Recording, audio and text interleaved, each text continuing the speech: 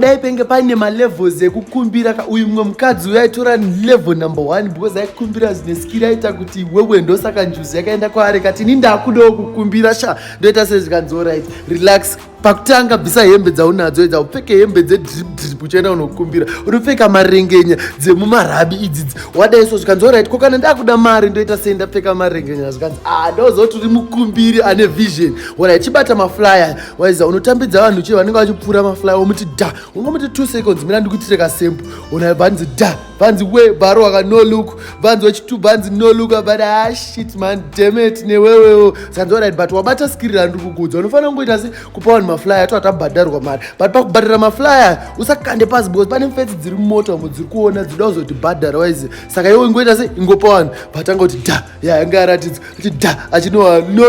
no look no version zvekuti apa mfesi uyo aimutera waize anga aisa location pafoni achibva muona bhatiza bvadzokera kumashure waize pamfesi wemaflyer akabva uye achida kupopota kuti kwewo uri kutadza kupa semaflyer zvekuti mfesi uyo akarwadza achiona uye achida bva afonera timu rekanzuro atida kukaurisa iwo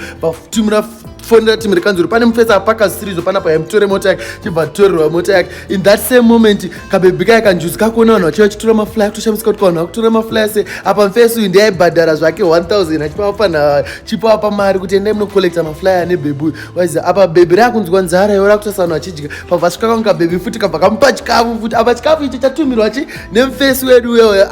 kabebhi kakutosha kuti ko chikafu zikanzi thank you maita basa ndakudya chikafu waizi apa kangabhadhara kwasvika kangu kamufesi manje kauda kukumbira nhamba kanakirwa nebebhi kanjuzi yange yakanaka remember waizi paipapo yavapinda ko yemufesi uyo mufesi uyo ndofunga angaita jealous abva afona pane mufesi akamira pamberi pako ari kukukumbira nhamba usatombomupe nhamba dzako mutarise nezeserious place mudzinge papo nezeserious place waiza bebhi richibva ratarisa papanapo waiza chidzinga mufesi waiza at that time waiza akutaura nebebhi because njuzi yanga kufara kutotaura nemufesi waiza ichidai so mufesi achibva abudikira achibva aonekwa waiza njuzi ichibva yafara ichibva yatanga kumhanya ichienda kwaari chimhanya vati handachitongopfuromba ndangokuona but kuita sei